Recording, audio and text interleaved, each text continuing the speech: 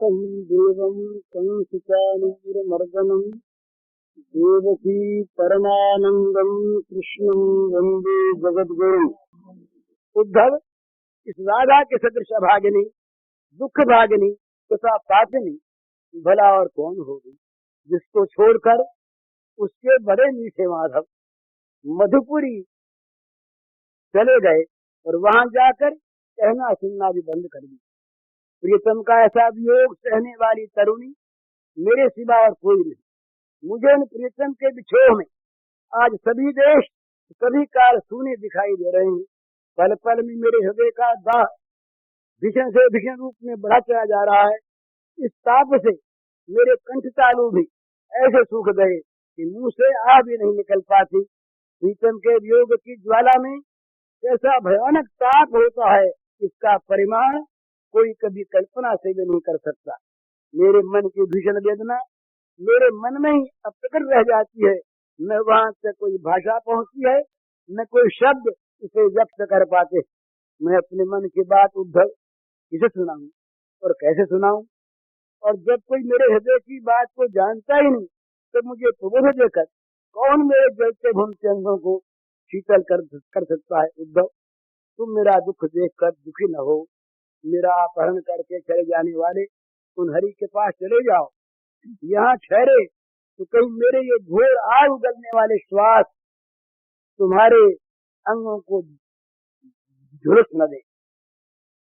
यो कहते कहते राधा अति व्याकुल हो जाती और मूर्छित होकर जमीन पर ढुलक पड़ती है।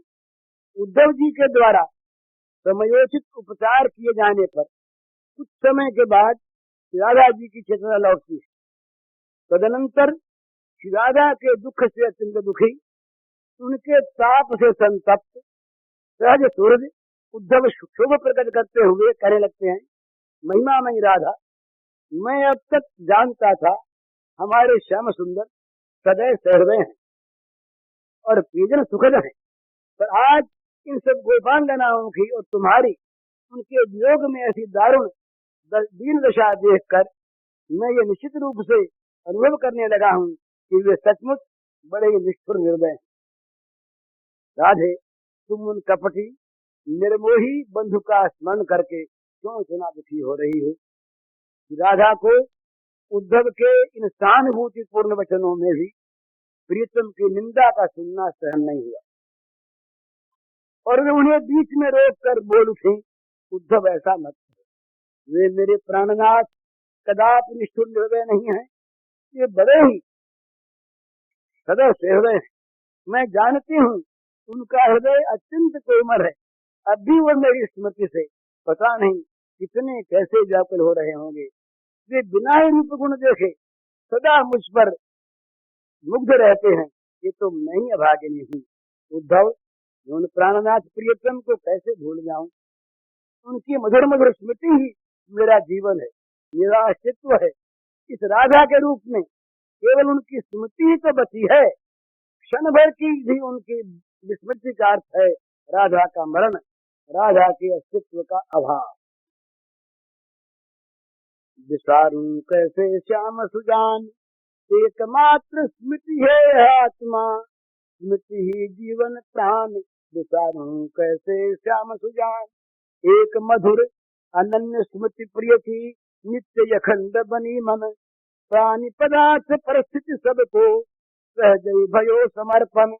नित नव सुंदरता नव माधुरी, नित नव रूप विकास, नित नव प्रीति नित्य नव गौरव, नित नव रास विलास, नित नव नेह भाव नित नूतन। रात दिवस मन राजत, नित नव संगम की मधुर स्मृति। हियम नित्य विराजत, गुण गरिमा महिमा सुहाग सुख रस बरसी मुस्कान। आतुर मान मनावनी, बोलनी सुधा मधुर रस खान। चरण कमल मुख मंडल मधुमय, रूप केश श्रृंगार।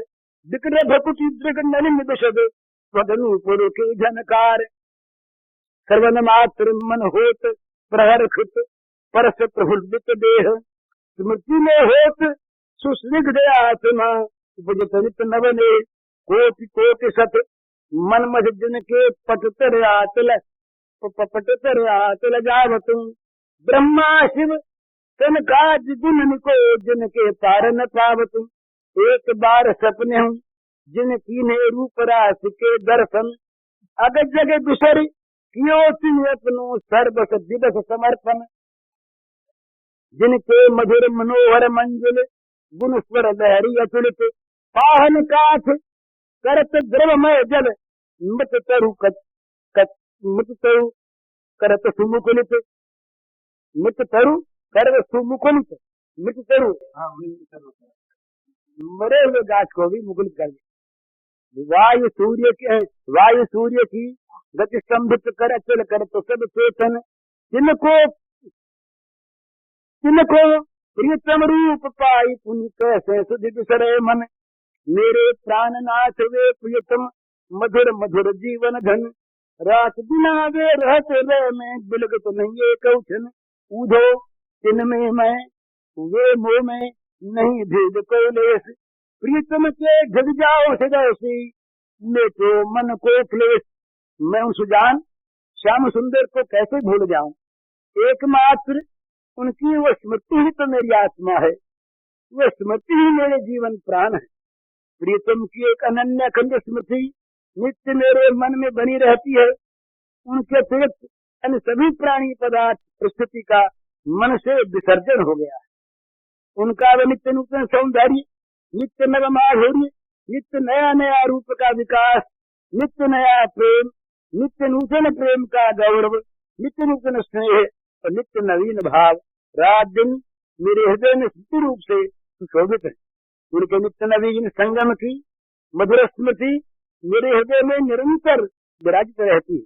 उनकी वह गुण गरिमा महिमा, उनके द्वारा मिला हुआ सौभाग्य सुख, उनकी बरस बरसाती मधुर मुस्कान, मेरे मान करने पर आती होकर मनाने की मधुर चेष्टा, उनकी सुधा मधुर रस की खान बाणी, उनके वे अरुण चरण कमल, उनका मनोहर मुखमंडल, मधुमय रूप और उनका वे केशों का रूप श्रृंगार, वे बाकी भाव हैं विशाल कमल दल लेशन एवं पैरों के नूपुरों की झनकार मुझे सदा ही मन करके जलाती रहती।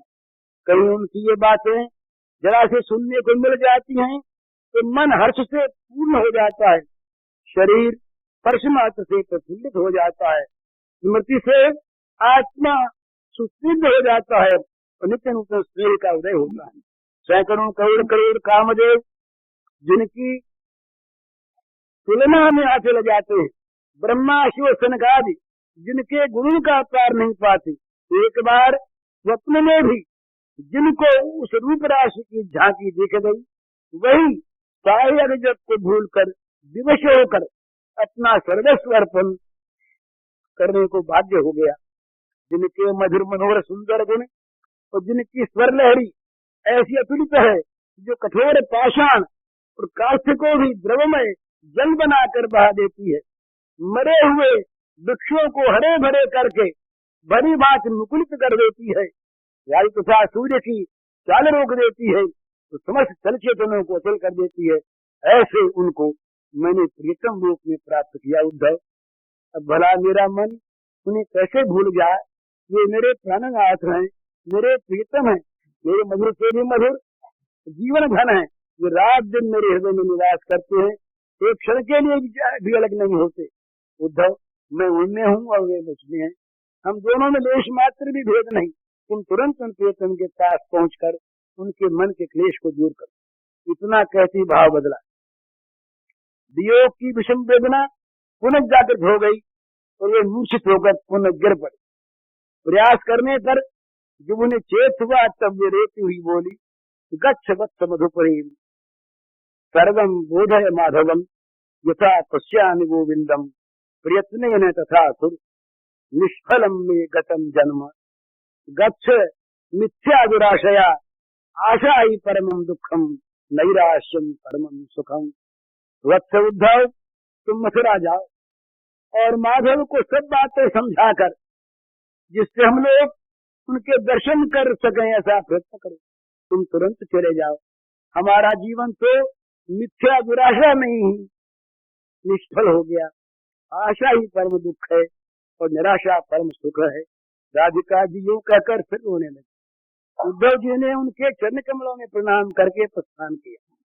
उद्धव जी के जाते राधिका जी पूरे मूर्छित हो जाती हैं। तब गोपियां उन्हें उठाकर सजल कमल पत्रों के सैया पर सुला देती है, पर राधा के स्पर्श मात्र से ही तो सैया जलकर भस्म हो जाती है। तत्स्पर्श मात्रा क्षयनम भस्मीभूतम बभूव। तदनंतर उन विरह ज्वर का असरा श्री राधा जी को वे पुनः दूसरे स्निग्ध स्थान में स्निग्ध चंदन लगे वस्त्रों पर सुलाती है, पर वह सुगंधी चंदनोदक भी तत्काल सूख जाता है। ऐसा शुष्कताम प्राप्तम सुगंध चंदनोदक। फिर वे अपने प्राण प्रियतम की मधुर चर्चा करने वाले उद्धव के चले जाने पर दुखित होकर सहसा बोल उठती है, हा हो उद्धव उद्धव हरिम शीघ्रम गत्वा वदेति च समानय हरिम शीघ्रम ये प्राणेश्वर मित्यति। हा उद्धव तुम तुरंत जाकर मेरी ये याचना मेरे प्राणेश्वर हरि को सुनाओ, तुम शीघ्र यहाँ लेकर के आओ। कितनी मार्मिक पीड़ा है राधा के प्राणों। उद्धव जी श्री गोपी में दशा देखकर बड़े दुखी। वे अत्यंत क्षुब्ध मन से मथुरा लौटे। श्री कृष्ण के प्रति उन्हें बड़ा रोष आ रहा था। भक्त कवि नंददास जी लिखते हैं, लखी निर्दयता श्याम की तरी क्रोधित दो नयन पुनि ब्रज बनिता प्रेम की बोलत रस भरे बैन सुनो नंदलाले। करुणामयी रसिकता है तुम्हारी सब झूठी, सब ही लो कहलात जब ही लो बंध रही मुठी। मैं जानू बज जाई के निर्दय तुम्हारो रूप, जो तुमको अवलंबही जिनको मिलो कूप कौन सो धर्म यह। श्याम सुंदर की निर्दयता देखकर उद्धव के दोनों ने पुरों में क्रोध छा गया। फिर ब्रजांगनाओं के प्रेम को स्मरण करके रस भरे वचन बोले, नंदलाल सुनो, तुम्हारी सारी करुणामयी रसिकता प्रेम की बातें झूठी, तभी तक लाख कह लो जब तक मुट्ठी बंधी। अब तो ब्रज में जाकर मैंने तुम्हारे निर्दय रूप को जान लिया। जो तुम्हारा अवलंब रहते हैं उनको तुम पूर्ण में ढकेल देते हो, कि तुम्हारा कौन सा धर्म है। फिर राधा की जन्म दशा का करुण चित्र सामने आते ही उद्धव जी अपने को मर्यादा में रख सके, उस बने कोप में भरकर तुम से कहने लगे, तुम सम निठुर दूजो कौन राधिका सी प्रेम पुतरी, रुदित छाड़ी भौन तुम सम निठुर दूजो कौन। बिंध गयो नहीं हियो तेई छिन कुटिल वज्र कठोर। तुम्हारा हृदय श्याम सुंदर कहते, बिंध गयो नहीं हियो तेई छिन कुटिल वज्र कठोर। बीच धारा नाव तजदी ले गए नहीं छोर, तुम सम निठुर दूजो कौन। देखी आयो मलिन धूमिल स्वरन तन कृत छीन, देखी आयो मलिन धूमिल स्वरन तन कृत छीन। विकल तरपत दीन दिन निशी, विकल तरपत दीन दिन निशी, जल रहित जिन नीन, तुम सम निठुर दूजो कौन। सजे भूखन सकल सुबसन अंग राग सिंगार, शिथिल बेनी सुमन बिखरे केस रूखे झार, तुम सम निठुर दूजो कौन। बोध नहीं कछु रात दिन को नहीं जल थल ज्ञान, आत्म पर मानव अमानव की न कछु पहचान, तुम सम निठुर दूजो कौन। हा दैत हा हृदय वल्लभ साज प्राणाधार, अश्रुधारा बहत अविरत करत करुण पुकार, तुम सम निठुर दूजो कौन। विरह ज्वाला जरत मन तन दहत दारुण पीर, विरह ज्वाला जरत मन तन दहत दारुण पीर। जरी परसत कुसुम सज्जा सांस अनल समीर, तुम सम निठुर दूजो कौन। जरी जल गई, जरी परसत कुसुम सज्जा सांस अनल समीर। रस रहित उर भये सूख्योत्तप्त आंसू स्रोत, रुकत पुनि पुनि प्राण, पुन छिन पुनर्जीवन हो। रुकत पुनि पुनि प्राण, पुनि छिन पुनर्जीवन हो। सकल सुख कारण कहावे, जगत जीवन नाम। प्राण अबरन के हरत, ये कहा तुम्हारो काम। मिल ढाई से देगी माधव, करो जीवन दान। मिलिए बाधित विरह पीरा, हरे सपदि महान। भई को न राधिका सी, है न आगे हो। भई को न राधिका सी, है न आगे हो। प्रेम मूर्ति भजे तुमको, लोक वेद खोय। तुम सम निठुर दूजो कौन। श्री कृष्ण, तुम जैसा निष्ठुर दूसरा कौन होगा, जो राधा स्वरूप की प्रेम पुतली थी, घर में रोती हुई छोड़ा है। तुम्हारा वज्र के समान पुतल कठोर रह गए, उसी क्षण विधि क्यों न गया। जो तुम मझधार में नौका छोड़ आए, किनारे तक नहीं ले गए। मैं स्वयं देख कर आ रहा हूँ राधा की दिन दशा। उसका स्वर्ण सा शरीर मैला धुआंसा अत्यंत कृष क्षीण हो गया है। वो रात दिन जल से निकाली मछली की तरह अत्यंत दीन और व्याकुल होकर तड़पती रहती है, पर मछली की तरह उसके प्राण नहीं निकलते। उसने संपूर्ण सुंदर वस्त्र, आभूषण, अंगराग और श्रृंगार का त्याग कर दिया है। उसके सिर की वेणी ढीली हो रही है और फूल इधर उधर बिखर रहे हैं, सिर के बाल सब रूखे हो रहे हैं। उसे न रात दिन का पता है, न जल स्तर का ज्ञान है, और न वो अपना पराया जानती है, और न उसे मनुष्य पशु पक्षी की पहचान रह गई है।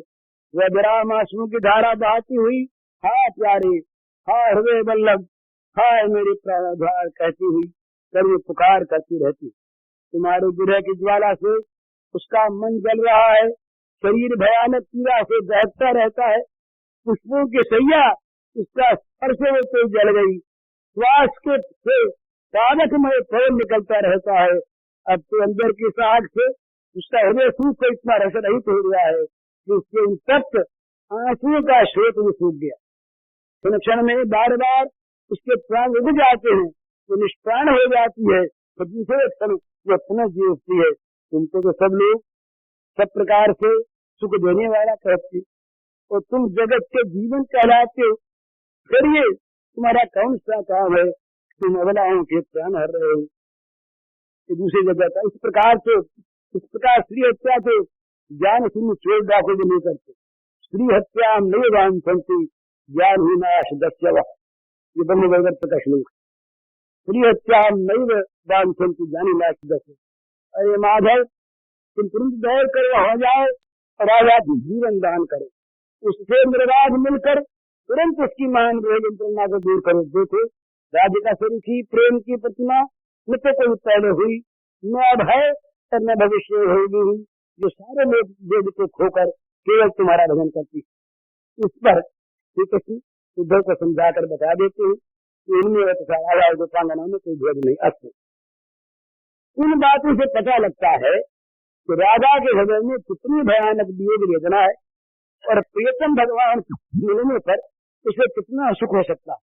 परंतु निर्मल दिव्य प्रेम की मूर्ति राधा श्याम सुंदर के सुख को ही अपना स्वभाव बनाए हुए, इससे वे मथुरा तो जाती नहीं, पर श्याम सुंदर के समीप रहने से भी उन्हें कोई कष्ट न हो जाए, इस कल्पना से कांप उठती है और उनसे दूर, बहुत दूर भाग जाना चाहती है। इस विषय में एक संत ने अपनी अनुभूति से बहुत लिखा है, उसमें से 3 छंद यहाँ तक दिए जाते हैं, बड़े मार्मिक।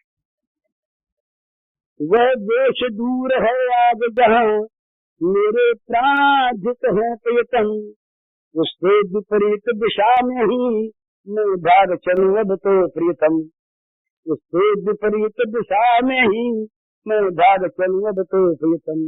है तापमान इन श्वासों का प्रतिपल बढ़ता जाता प्रियतम, है तापमान इन श्वासों का प्रतिपल बढ़ता जाता प्रियतम, इनकी गर्मी न लगे जिससे उस नील कलेवर को प्रियतम।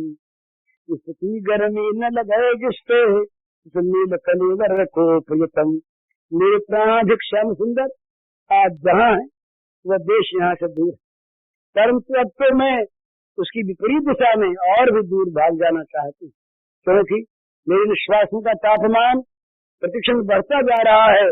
कहीं उनकी गर्मी वहां तक पहुंचकर उस नील कलेवर को लग न जाए। दूसरा, अली कुल गुन गुन करता था क्यों मेरे पीछे वो थे प्रियतम। अली कुल गुन गुन करता था क्यों मेरे पीछे थे वे प्रियतम। वे चले गए अतेर देह ये सरी गलिए बहे प्रियतम। वे चले गए अतेर देह ये सरी गलिए बहे प्रियतम। ये गंधवाह इसलिए यह निश्चय कपूय होगा प्रियतम। ये गंधवाह इसलिए यहाँ निश्चय कपूय होगा प्रियतम। मैं चलूं और भी दूर न उनके पास गंध पहुँचे प्रियतम। मैं चलूं और भी दूर न उनके पास गंध पहुँचे प्रियतम। मैं चलती थी तब गुनगुनाता हुआ श्याम सुंदर के गुण गाता हुआ ब्रह्मरस समुदाय मेरे पीछे पे चलता था, क्योंकि वे साथ, यह उनके अंग सुगंध का प्रभाव था। आज वे चलेगा, इससे अब ये शरीर गरी दुर्गंध हुई दूर रह गई है। तो यहाँ की हवा अब निश्चय ही दुर्गंध और अपवित्रता से भर जाएगी। मैं और भी दूर निकल चलूं जिसे अपवित्र दुर्गंध उनके पास तक न पहुंचे। तीसरा, मैं नहीं मरूंगी कभी सत्य ये है त्रिकाल फिर भी प्रियतम। मैं नहीं मरूंगी कभी सत्य ये है त्रिकाल फिर भी प्रियतम। ये तन तो सदा जलेगा ही काली लपटों से प्रियतम। काली लपटों से प्रियतम। फैलेगी धूम राश नभ में, फैलेगी धूम राश नभ में, मैं इतनी दूर चलूं प्रियतम। धुआं लगकर पंकिल न बने वे दृढ़ सरोज दल से प्रियतम। धुआं लगकर पंकिल न बने दृढ़ सरोज दल से प्रियतम। प्रकार सत्य है कि मैं कभी नहीं मरूंगा, पर ये मेरा शरीर तो इन काली लपटों से सदा जलता ही रहेगा। इससे आकाश में धुएं के गोद फैल जाएंगे। अतः मैं इतनी दूर चली जाऊं जिससे ये धुआं लगकर मेरे प्रियतम के कमल दल सदृश नेत्र कहीं पंचल न बन जाए। इस प्रकार प्रियतम के सुख की स्मृति, तो सुख का सहज विसर्जन राधा का स्वभाव। अपना उनके वियोग में दुख का अत्यंत असह्य भाव भी सह लेती है वो, पर कहीं प्रियतम को जरा सा भी कष्ट मेरे किसी कारण से न हो जाए, इसलिए मैं और भी दूर चली जाऊं कि जिससे मेरे संपर्क में आने वाली कोई भी दुख की चीज उनको स्पर्श न कर पावे। इसी का सहज स्वभाव, इसी का सदन पर की बजुबालाएं करती हैं। तो सुख त्याग तो विशुद्ध अनुराग के द्वारा वो प्रियतम श्री कृष्ण के परम प्रेम की प्राप्ति बनकर धन्य होती है। इस परम भगवत प्रेम से साधना का आरंभ होता है भगवान के प्रति अनन्य राग की पवित्र भावना से। साधना की भगवान में राग आरंभ होते ही सहज स्वाभाविक भोग विराग, प्रपंच की विस्मृति, मन इंद्रियों की भोगों से बरती, तो सुख वासना का त्याग और अहम की स्मृति होने लगती है। प्रापंचिक भोगासक्ति तो सहज वैसे ही नष्ट हो जाती है जैसे सूर्योदय होते ही अंधकारमयी रात्रि। सूर्य को प्रयास करके रात्रि का नाश नहीं करना पड़ता। सूर्योदय के प्रकाश का आभास होते ही रात्रि का अंधकार मरने लगता है। इसी प्रकार हृदय में इस पवित्र प्रेम का बीज दपन होते ही भोग वासना होने लगती है। याद रखना चाहिए भगवत प्रेम और भोगासक्ति कभी एक साथ नहीं रह सकते। जहाँ राम तह काम नहीं, जहाँ काम नहीं राम तुलसी कदम के रह सके रब रजनी इकट्ठा। अतएव इस प्रेम साधना में भोगा शक्ति का त्याग अनिवार्य है। इसी से इस भक्ति के शांत दास, सत्य, वात्सल्य और मधुर, इन 5 रसों में शांत प्रथम है। शांत रस का अभिप्राय है इंद्रिय मन का भोग जगत से विमुख होकर केवल भगवान की सेवा में लग जाना। वेदांत के साधन चतुष्टय में विवेक वैराग्य के पश्चात मन का संयम, इंद्रियों का दमन, द्वंद्व सहिष्णुता, भोगों से उपरति, अटल श्रद्धा, समाधान, संदेह रहित स्थिति, ये शब्द संपत्ति प्राप्त होती है। लगभग ऐसी स्थिति भक्ति के शांत रस में हो जाती है। उस संपत्ति की प्राप्ति से वहाँ मोक्ष की प्रबल इच्छा का, मुमुक्षुता का उदय होता है। तो यहाँ भगवत सेवा, भगवान के दासत्व की प्रबल आकांक्षा का उदय होता है। इसी से इसके बाद ही दासरथी का उदय होता है। दासरथी का भक्त इंद्रिय मन का गुलाम नहीं रहता। वो सत्य की दासता को से अपने को मुक्त करके एकमात्र अपने स्वामी भगवान का दास स्वीकार करता है। तो न किसी का दास रहता है और न किसी को दास बनाता है। यही रस क्रमशः प्रगाढ़ और उत्कृष्टतर होता हुआ मधुर रति में परिणत हो जाता है।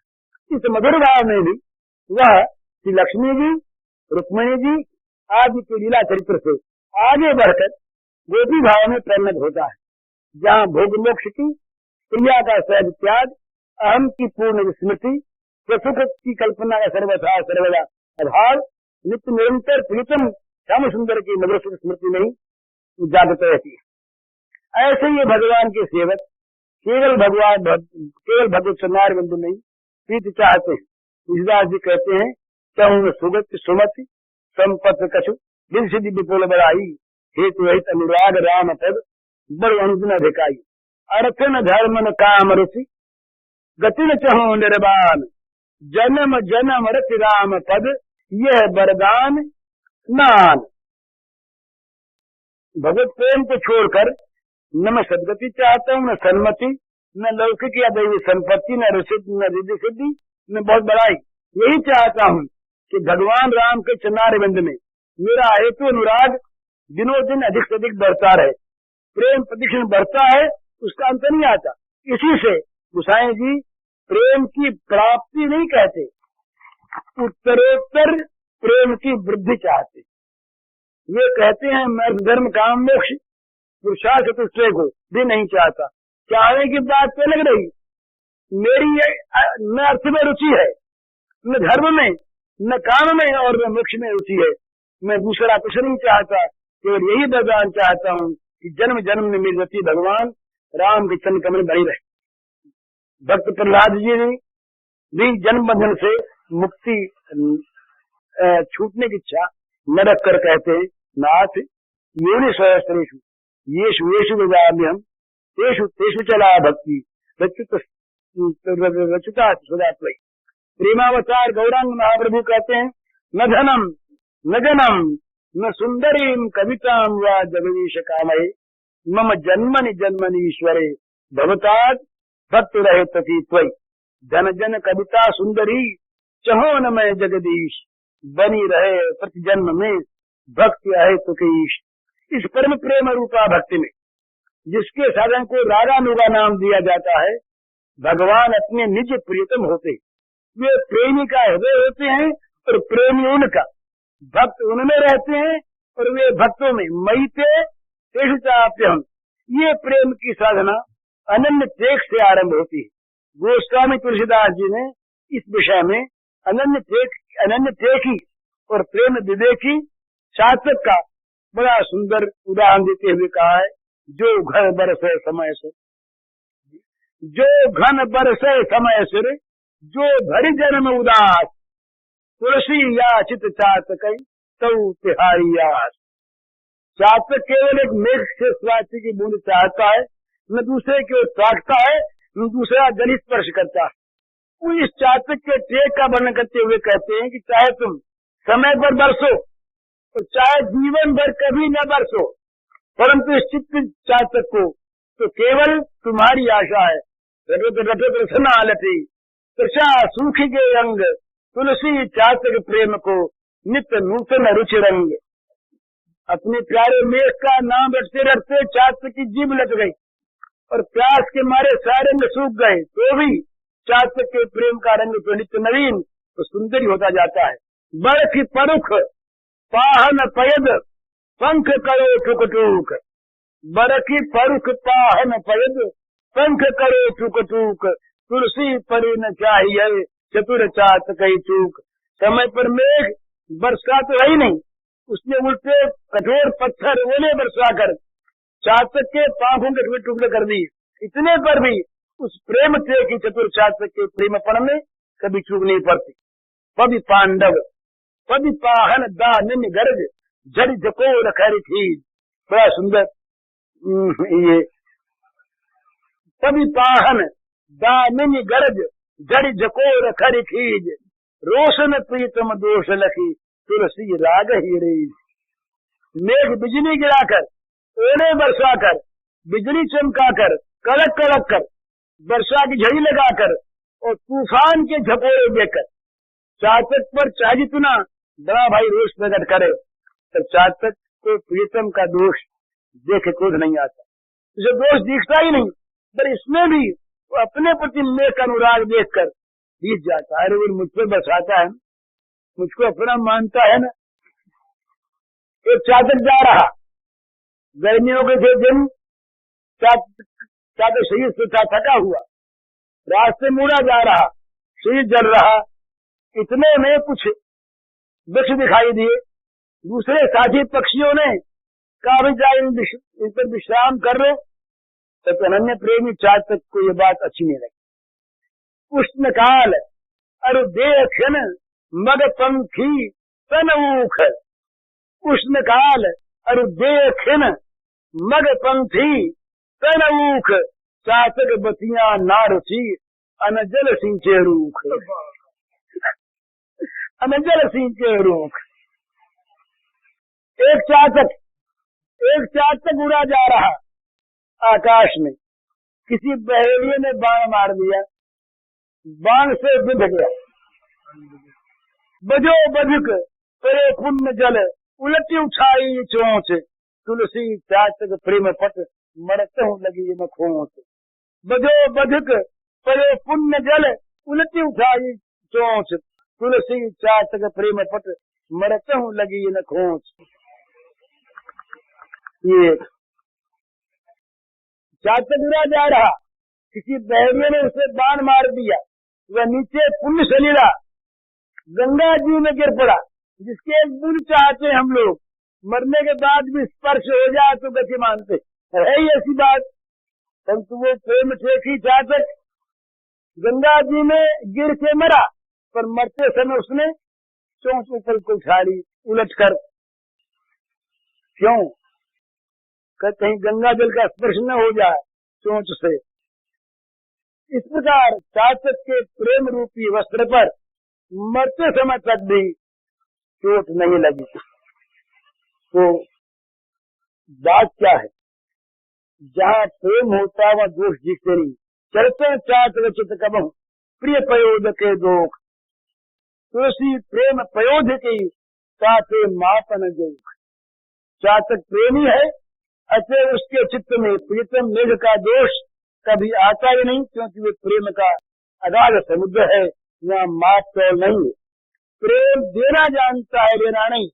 प्रेम का बदला चाहना हो, चाहना तो वास्तव में प्रेम है ही नहीं, तो लेन देन का व्यापार है। इसी से कहा गया है भोग मोक्ष इच्छा पिशाचिनी जब तक करती मन निवास, तब तक पावन दिव्य प्रेम का कभी न होता तनिक विकास। भुक्त मुक्ति स्प्रिया यावत पिशाची हृदय वर्तते। तो अतएव इस पथ पर आना चाहने वाले व्यक्ति को पहले निश्चय कर लेना चाहिए कि विषय भोग के साथ भगवत प्रेम का कदापि मेल नहीं है। भोग सुख भी रहे पर भगवान का पवित्र प्रेम भी मिल जाए, ये वैसी मूर्खता पूर्ण बात है कि रात्रि भी रहे और सूर्य का उदय भी हो जाए, अथवा किसी का मरना भी बंद न हो और वो अमर भी हो जाए।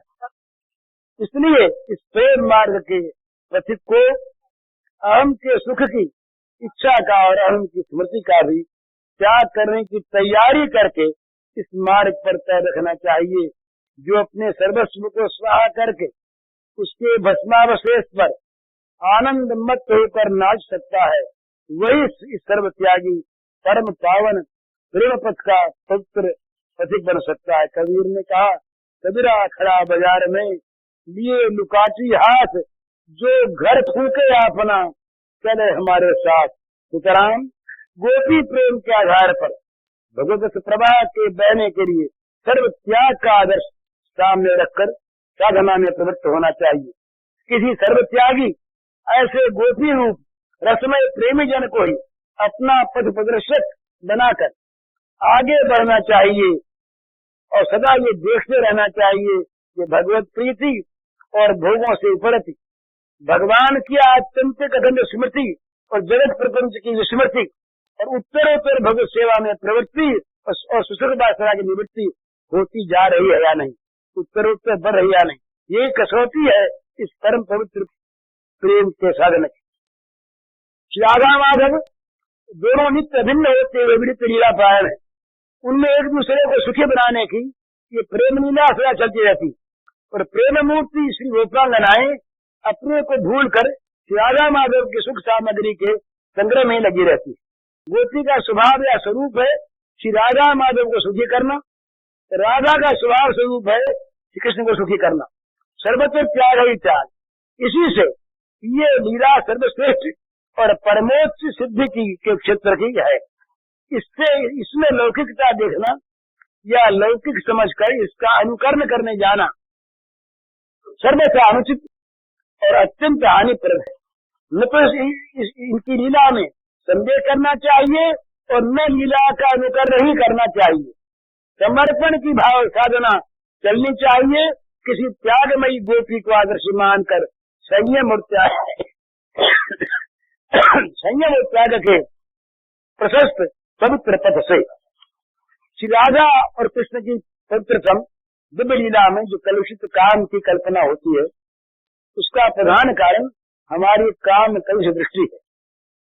और श्री कृष्ण को अस्थिमान समय जल शरीरधारी मानव बुद्धि श्री कृष्ण में, पर यदि हम उन्हें साधारण मनुष्य मानते हैं तब तो श्रीमद् भागवत के अनुसार श्री कृष्ण केवल 11 वर्ष की अवस्था तक ही नंदालय में थे और कई वर्ष पूर्व से ही मृगांगनाओं की मधुर लीला चल रही थी।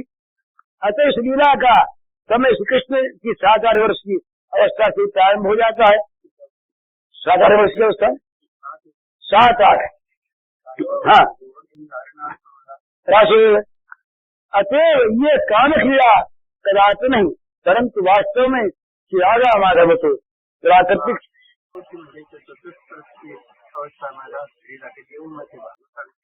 आग भी सुंदर आग न करिए भूत सब। अतः उनमें कलुषित काम की कल्पना एक महान अपराध है और हमारा घोर पतन करने वाला है। थोड़ा सा और है। इसी प्रकार लोग बार बार राधा कृष्ण के विवाह की बात पूछते हैं। कई प्रश्न आए थे अब की, इसीलिए इसका थोड़ा उत्तर थोड़ा सा रह गया। इसमें भी उनके स्वरूप का अज्ञान ही कारण है। जो नित्य एक है, जिनमें कभी भेद की कल्पना नहीं, जो सच्चिदानंद स्वरूप है, उनमें परस्पर विवाह होने न होने का कोई प्रश्न उठता ही नहीं। तथापि महानुभाव उनका विवाह भी देखते हैं। तो ब्रह्म वैवर्त पुराण के अनुसार स्वयं ब्रह्मा जी के द्वारा एकांत कानन में उनके विवाह कराए जाने का धर्म मिलता है। इसके साथ एक प्रश्न और आजकल आ रहा है, वो यह है राधा जी का किसी अन्य गोप के साथ विवाह। राधा जी थे रायाण गोप के साथ विवाह की बात आती। रायाण ये यशोदा के भाई थे। उसमें श्री राधा का श्री दामा का शाप कारण था, परंतु वो विवाह भी स्वयं राधा जी के साथ नहीं, छाया के साथ हुआ। मैंने किसी ग्रंथ की एक बात माने दूसरी न माने, ये तो ठीक नहीं। जिस ग्रंथ में रायण के साथ विवाह का उल्लेख है, उसी ग्रंथ में राधा के साथ न होने का उल्लेख तो ये विवाह राजा जी के साथ नहीं, छाया के साथ हुआ था, ऐसा स्पष्ट उल्लेख मिलता है। वहां लिखा है राजा जी रेवणिजा थी, माता के पेट से पैदा नहीं हुई, माता ने योग माया की प्रेरणा से वायु को जन्म दिया, परंतु वहां स्वेच्छा से राजा प्रकट हो गई। 12 वर्ष बीतने पर उन्हें यौवन में प्रवेश करती देख माता पिता ने रायान गोप के साथ उनका संबंध निश्चित किया। उस समय श्री राजा घर में छाया को स्थापित करके स्वयं अंतर्धान हो गई। उस छाया के साथ उक्त रायान का विवाह हुआ। वास्तविक श्री राजा का विवाह तो हुआ था पुण्यमय वृंदावन में कृष्ण के साथ, जगत सृष्टा विधाता ने विधि पूर्वक संपन्न कराया था। अयोन संभवा देवी, वहां के श्लोक, अयोन संभवा देवी वायु गर्भा कलावती सुषाव मयला वायु सा तत्राबभूव अतीते द्वादशाब्दे तु दृष्ट्वा त्वां नव यौवनां सार्धं रायानवैश्येन तत्संबंधं चकारस छायां संस्थाप्य तद्देह सान्तर्धानं चकारः बभूव तस्य वैश्यस्य विवाह छायया सह। हाँ, कृष्णेन सह राधाया पुण्य वृंदावने बने विवाहं कारयामास विधना जगताम निधि। और ये राजा की छाया कौन थी, इसका भी स्पष्ट उल्लेख इस पुराण में है। केदार राज की कन्या, केदार राज कोई थे, केदार राज की कन्या वृंदावन के तप करने पर भगवान ने उसको ये वर दिया था कि इस तपस्या के फलरूप तुम मुझे प्राप्त करोगे। फिर ब्रज में असली राजा जी जब वृषभानु की कन्या के रूप में अवतीर्ण होगी, तब तुम छाया के रूप में उत्पन्न होगी। विवाह के समय रायान छाया रूपणी तुझसे विवाह करेगा और वो वास्तविक राधा तुमको रायान के हाथों में अर्पण करके अंतर्धान हो जाएगी। गोकुलवासी मूढ़ लोग रायान पत्नी तुम्ही को राधा माने रहेंगे। उस समय असली राधा तो मेरे पास निवास करेगी, तो छाया रूपणी तुम रायान की स्त्री होकर जीवन यापन करोगी। ये सच शब्द है। राधा वृषभान सुता यदा साये वास्तविक राधा, बिल्कुल ये शब्द है। साये वास्तविक राधा त्वं च छाया स्वरूपिणी विवाह कारे रायान स्वाम च छायां ग्रहीष्यति ताम दत्वा वास्तविक राधा तांतर्धाना भविष्यति राधाम कृत्वा च ताम मूढ़ा विद्या संत च गोकुले स्वयं राधा मम क्रोड़े छाया रायान कामिनी। अतः सिद्ध है कि ये छाया भी वास्तव में राधा के नहीं। अतः वो भी केदार कन्या वृंदा का अवतार, इससे कदापि सिद्ध नहीं होता कि वास्तविक राधा किसी राधा का किसी अन्य गो से विवाह हुआ था। पर इस विषय में विवाद करना व्यर्थ है। यहाँ तो राधा का प्रसंग है जो भगवान श्री कृष्ण की नित्य भिन्न रूपा है, सर्वेश्वरी मूल प्रकृति है, सर्वदेवी स्वरूपणी है, जगत जननी है, श्री कृष्ण की परम आराधिका है, श्री कृष्ण की परमाराध्या है और उनकी साक्षात आत्मा ही है। कृष्ण ने कहा है यथा क्षीरी च धावल्यम दायिका च हुताशने भूमो गंधे जले शैत्यम तथा त्वयि मम स्थिति धावल दुग्धयोरैक्यम दायिका नलयोर यथा भूवन जल शैत्यानाम नास्ति वेद तथा वयो मया बिना तो मेर्जीवा चा दृश्यो हम त्वया बिना। जैसे दूध और उसकी धवलता में, अग्नि उसकी दायिका शक्ति में, भूमि और गंध में, जल और उसकी शीतलता में कोई भेद नहीं, वैसे ही तुम में मुझ में कोई अंतर नहीं।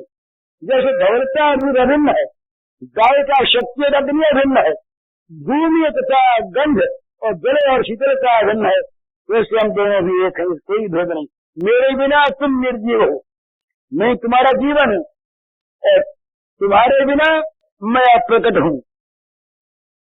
लीला प्रकट नहीं होता। परम प्रधानम परमम परमात्मानम ईश्वरम सर्वाद्यम सर्व पूज्यम च निरीहम प्रकृति परम स्वेच्छामयम नित्य रूपम भक्ता निग्रह विग्रहम तस्य प्राणाधिकारादा बहु सौभाग्य संयुता महाविष्णु प्रसून साथ मूल प्रकृति ईश्वरी। श्री कृष्ण सबसे प्रधान परमात्मा परमेश्वर, सबके आदि कारण, सर्व पूज्य, निरीय प्रकृति से परिवर्तमान है। राधिका जी स्वयं कहती है मूल प्रकृति है। इस हिसाब से राशब्द महाविष्णुर विश्वानियस्य लोमसु विश्व प्राणिषु विश्वेषु धात्री मातृवाचक। धात्री माता में तेषाम मूल प्रकृतिश्वरी तेन राधा समाख्याता हरिना च पुराबुधैः। रा शब्द का अर्थ है जिनमें जिनके एक में एक लोमकूप में संपूर्ण विश्व भरे हैं वे महाविष्णु तथा उनके अंदर निवास करने वाले विश्व के प्राणी और संपूर्ण विश्व। धा शब्द धात्री तथा माता का वाचक है। राधिका कहती है तो मैं ही महाविष्णु विश्व के संपूर्ण प्राणी तथा समस्त विश्व की धात्री माता ईश्वरी मूल प्रकृति हूँ। ये सब देवियों की मूल रूपा है। भगवान कहते हैं स्वयं च लक्ष्मी शिवा धात्री सावित्री च पृथक पृथक देवों की स्वयं राधा राधे राधेश्वरी सदा। श्री राधा देवी राधोपनिषद में है कृष्ण आराध्यति के राधा कृष्णम समाराधयति सदैति राधिका। कृष्ण इनकी आराधना करते हैं इसलिए ये राधा है और ये सदा कृष्ण की समाराधना करते हैं इसलिए राधिका कहलाती है। स्कंद पुराण में है आत्मा राम श्री कृष्ण से ध्रुव आत्मा से राधिका। ये राधा यश कृष्णो प्रसादुर्दयिता ये नार्थम द्विधाभूत देवता छाया शुभ माने उपनिषद है। श्री राधिका जी रस सिंधु श्री कृष्ण का देह एक है, केवल लीला के लिए ये दो स्वरूप प्रकट है। जैसे शरीर अपनी छाया से सुशोभित है। हमारा ये महान पुण्य है और हम सब राधा जी की के बड़े ही कृपा भाजन है जो उनका इस प्रकार स्मरण कर रहे हैं।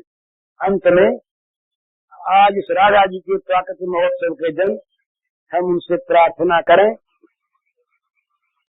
जिन श्री राधा के करें नित्य श्री हरि गुणगान जिनके रस लोभी रहे नित्य रसमय रस खान प्रेम भरे यशो करे श्रवण मनन नित्य ध्यान सुनत नाम राधा तुत भूले तन को भान करे नित्य दृढ़ अभि मधुर मुख पंकज मधुपान करे नित्य दृढ़ अभि मधुर मुख पंकज मधुपान प्रमुदित पुलकित रहे लखी अदय मधुर मुस्कान जो आत्मा हरि की परम जो नित जीवन प्राण बिसरिय पुन को रहे नित जिनके बस भगवान सहज दया मई राधिका सो कर कृपा महान करत रहे मोहधम को सदा चरण रजदान।